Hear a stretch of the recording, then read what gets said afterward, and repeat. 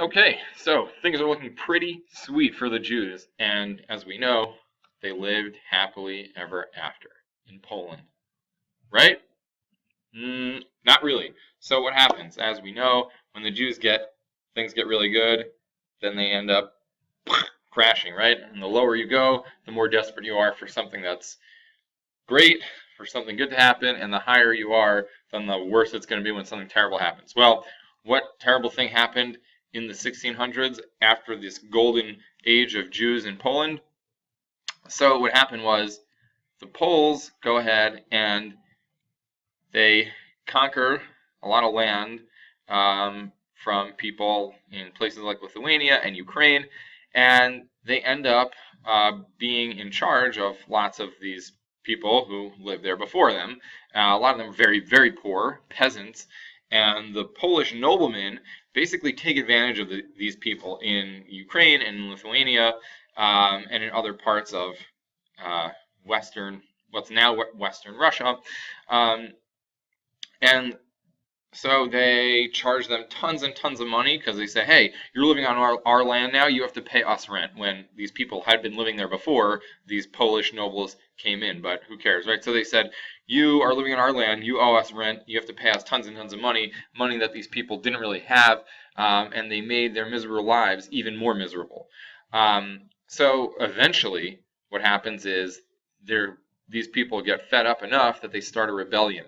These peasants in Ukraine and in parts of Poland, etc., and Lithuania. So they start a rebellion and they go to fight against these Polish nobles. But they don't only attack the Polish nobles because they say, hey, these Polish nobles, they're not the only ones who done me wrong. Who else? It's the agents of the Polish nobles, the Jews. The Jews were collecting rent from us because the Jews were just hired by the Polish nobles to go and get rent from these people, and they saw the Jews as being these close allies with the Poles. So they blamed the Jews. So a guy named Bogdan Chmelnitzky, Bogdan Chmelnitzky or Chmelnicky. Name is pronounced a lot of different ways, probably all wrong. But anyway, so this guy, he's a Cossack, which is basically a military / political group of people in that area of Poland, and they start this rebellion against the Polish nobles. And they go, and not only are they marching against Poland and trying to take back Poland from the Polish nobles, but also they're murdering people, and especially they're attacking and blaming the Jews. And the Jews got it pretty darn bad. They're known in Jewish memory as the Gzerot Tachvetat, which are the years 5 in Hebrew. 5, it would be Hey Tav Chet and Hey Tav Tet, which is 5408 and 5409, just like now we're in 5775, so that would be 5408 and 5409, or in the Christian calendar 1648 and 1649. So that's when it was really, that was when the worst happened for the Jews in those years, even though that was the beginning. Kind of like 1096 was like really bad for the Jews in the Crusades. So 1648, 1649 was really terrible for the Jews in the Chmelnitzky uprising. And even though the uprising, the rebellion, lasted for a while longer, those years were the absolute worst for the Jews, although they continued to be attacked over the next decade or more.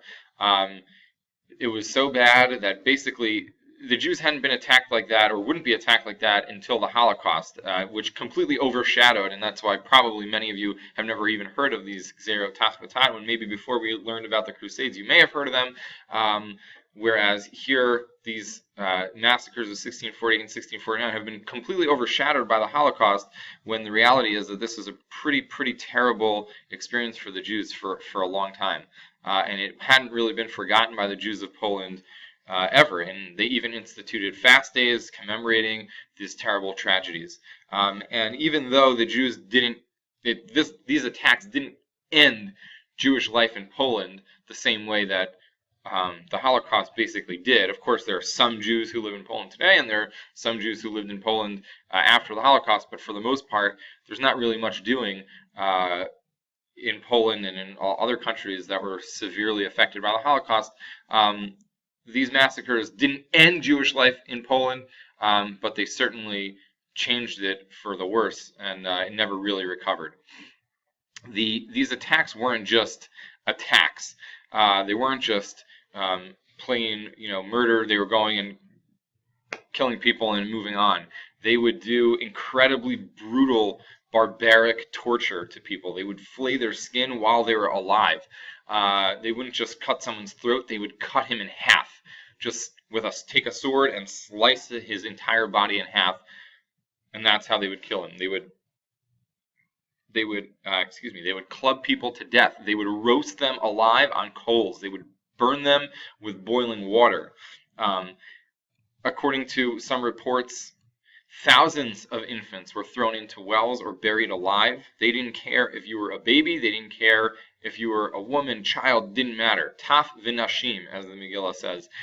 Cossacks, these militiamen who were their leader, Chmelnitzky being their leader, they would take out Torah scrolls, dance on them while drunk, and then murder Jews on top of the Torah scrolls.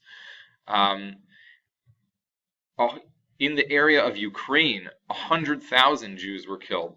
According to some records, 180,000 Jews in all were killed. And if you think, well, that's not, it's a lot, but it's not that many. If you consider the fact that in 1570, less than 100 years before, there were only 300,000 Jews in Poland.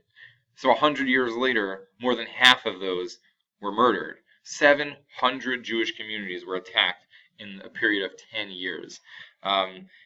It was unimaginable. It's just hard for us to imagine the scale. And because we can't really imagine the scale of the Holocaust, we assume that this wasn't as bad, or we assume that this wasn't that bad, which of course it wasn't as bad in terms of numbers, but it was terribly traumatic to the Jewish community, and it was a true catastrophe to unimaginable degrees.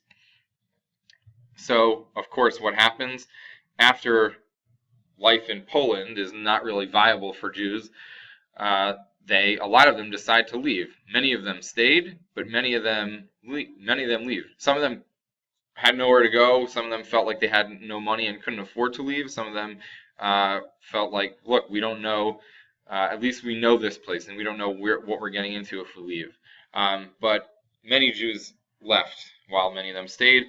They went to places like Holland, to the west, England also to the west, Italy, Turkey, Egypt. But again, remember that Germany wasn't a nice place for the Jews. France had expelled Jews. England had expelled Jews a long time ago, but apparently some Jews were being allowed back. Spain, of course, Portugal was no place for Jews to live either. So while the Jews tried to find other places to go, Poland had been this haven for them for a long time, and now was no longer a place where Jews could actually stay. So another sad chapter in the history of the Jewish people, when we were high up and excited and happy and productive in Poland in the 1500s and 1600s. Unfortunately, that didn't last very long. Remember, keep learning Jewish history because you're not a mushroom.